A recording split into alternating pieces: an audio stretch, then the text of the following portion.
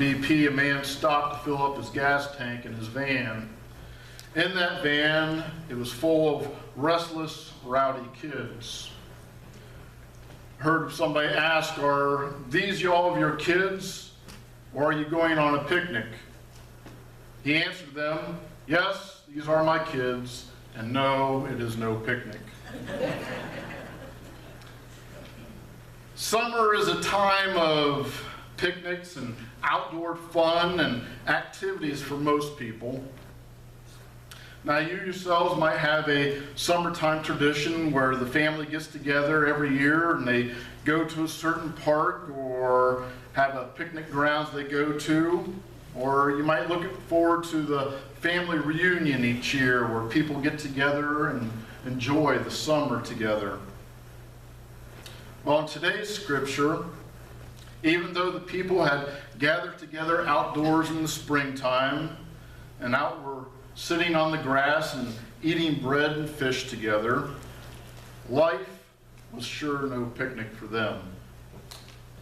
This story is the only one that is told in all four Gospels, and each account gives just a little variance on the story. Those who had gathered for this impromptu picnic faced many difficulties, just as all of us do. Life certainly was not easy for them. They were weighed down with many things. Some of them were sick, some were looking to Jesus to heal them, and others just needed to hear his comforting words. In Matthew, Mark, and Luke accounts, Jesus has just heard the news about John the Baptist being beheaded. Now, we can sympathize with Jesus here and understand what sad news this must have been for him. So maybe Jesus just wanted to get away for a little while, to be alone and to take a time to think or a time out. His disciples were tired also. They needed a break from being with the crowds and ministering to need after need. So Jesus intended to get away from it all for a little while, to rest and to pray and to take a little downtime. But the crowds tracked him down. Now, he could have been very irritated by all the clamoring that was going on when he landed. But instead, the scriptures open up in verse 14 by saying, when Jesus landed and saw a large crowd, he had compassion on them, and he healed their sick. His heart went out to them. He welcomed all who came. Now, in Mark's gospel, it says that Jesus saw them as a sheep without a shepherd. These people had a variety of needs. Many of them were sick and they sought healing. Some had traveled a great distance to come for the annual Passover meal.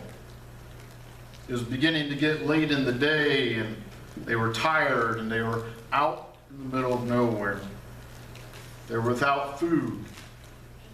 The crowd of this size, I'm sure there must have been all kinds of frustrations, and the people experienced all kinds of lacks. They were probably wandering around like sheep without a shepherd, not knowing where they were headed. At that point, life was no picnic for them. And they sought Jesus in hopes of seeing that their needs were met. Now, I believe that we are often ourselves in the same situation. Much of our life is made up of the routine, and we face one problem after another, it seems.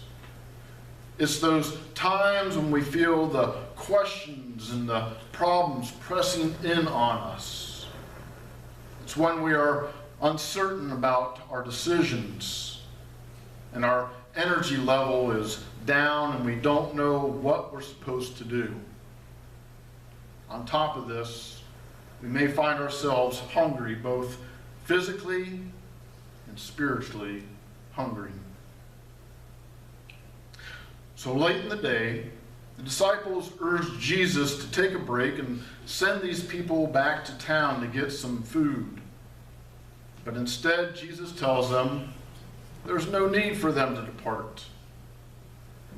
Now, why would he say this when there was no place to buy food? The nearest town, Bethsaida, was about 9 miles from there.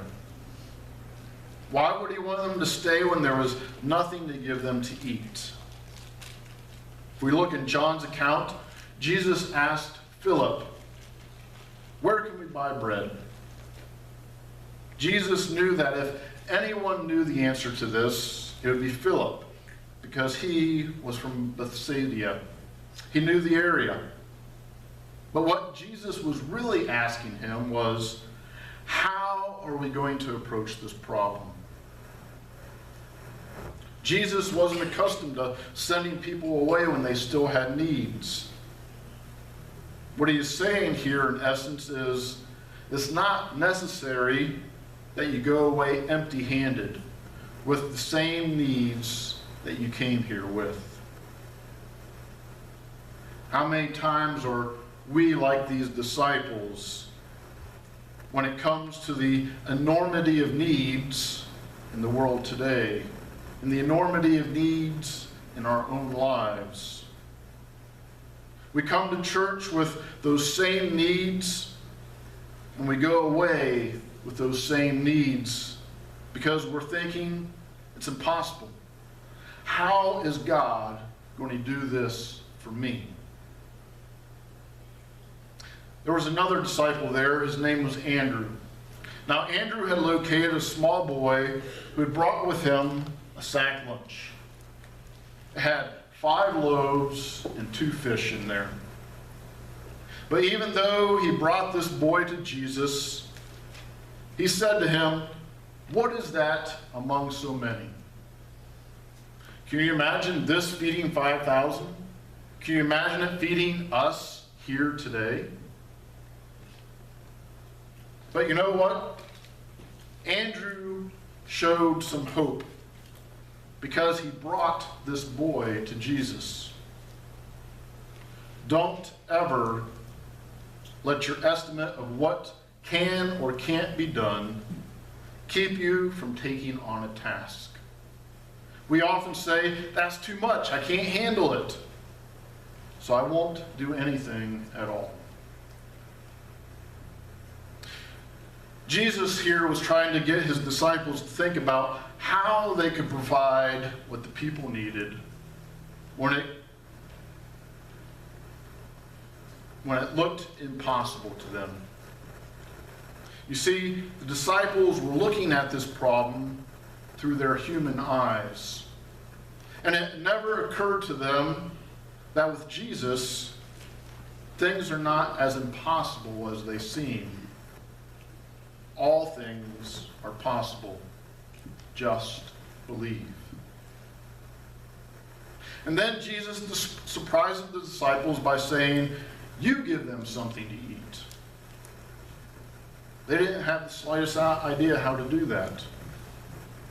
Philip protested by saying it would take 8 months of salary to buy food, even if we could find a Sam's Club nearby. The disciples were focusing on what they didn't have. Jesus was interested in showing his disciples that he was not only able to meet the people's spiritual needs, but also their physical needs.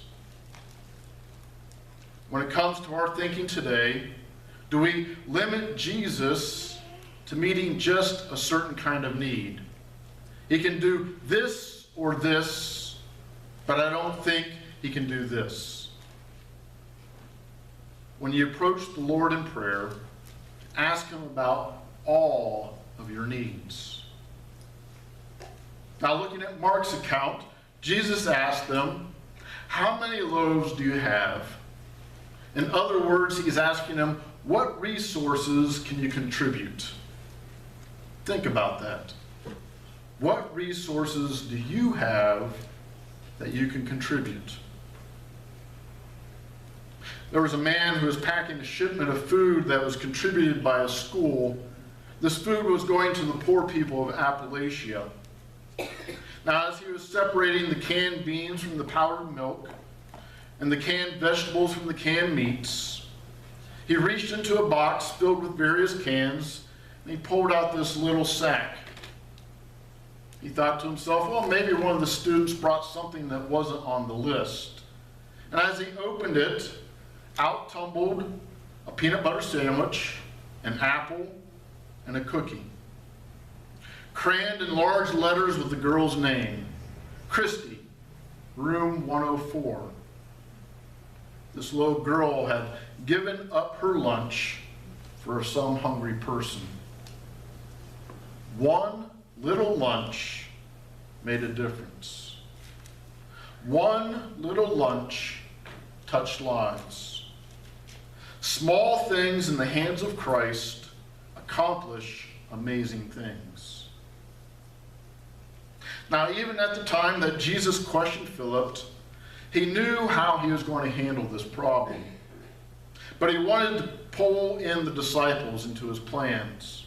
He wanted them to know that in spite of an enormous, overwhelming need before them, that something could be done.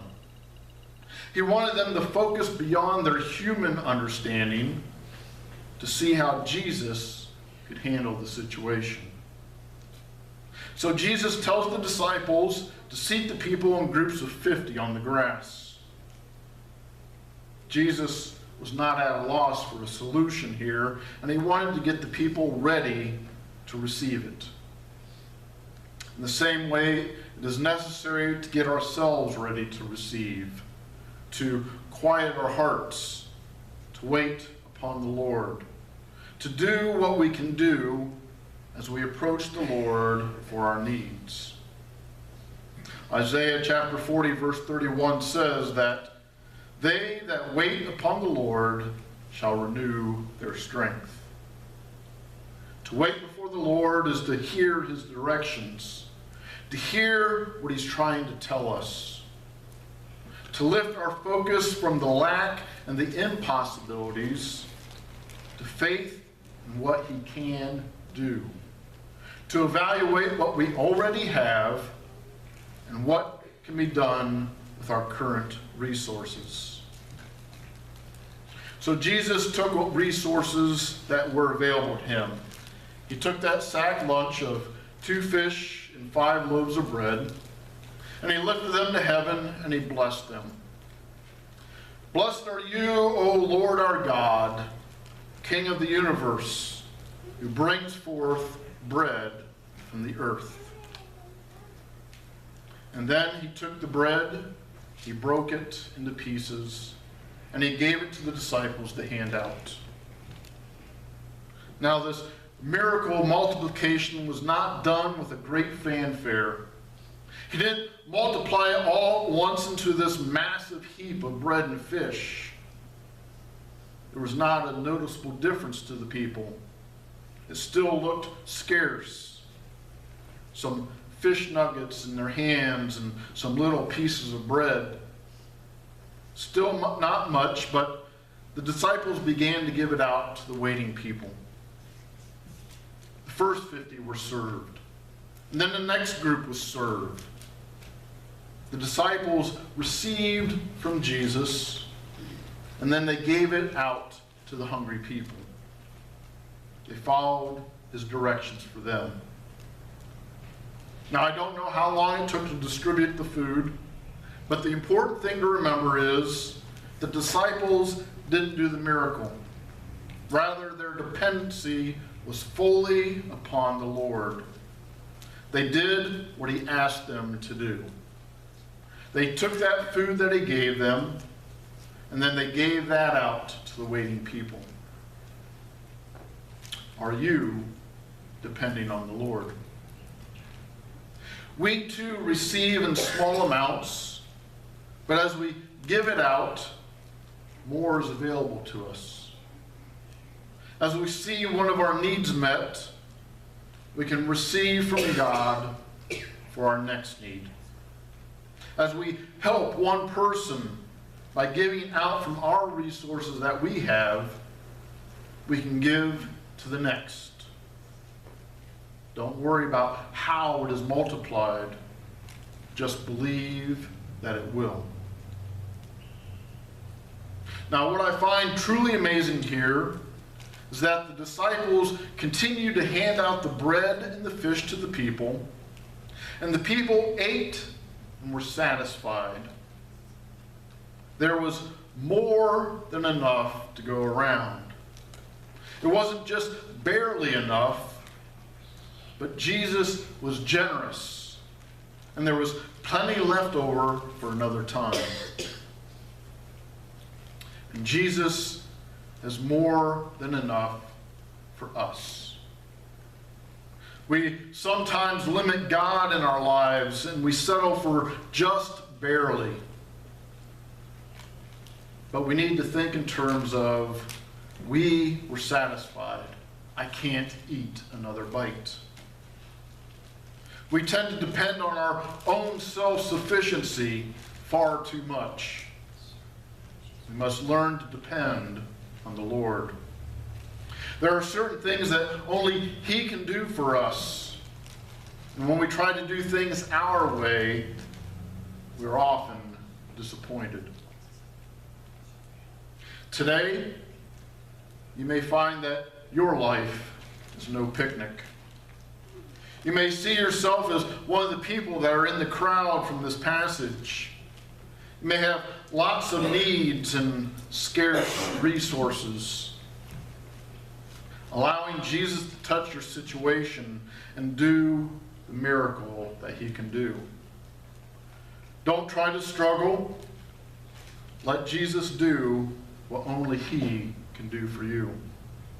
Prepare yourself and open yourself to receive from Jesus. There's no reason you should go away still hungry. Jesus doesn't give out just crumbs, but He fills you to the full. Remember, they all ate and were satisfied. Or maybe today you see yourself as one of the disciples, and Jesus is telling you to give them something to eat. He knows that we have resources that we don't realize that we have. When the hungry come looking for a bit to eat, or when the grieving come looking for understanding and reassurance, or when the lost come looking for a new direction, or when the weak come looking for strength, or when the resentful come looking for understanding, or when the afraid come looking for courage, or when the addicted come looking for freedom, or when the hopeless come looking for hope. It's up to us to remember the words of Jesus. You give them something.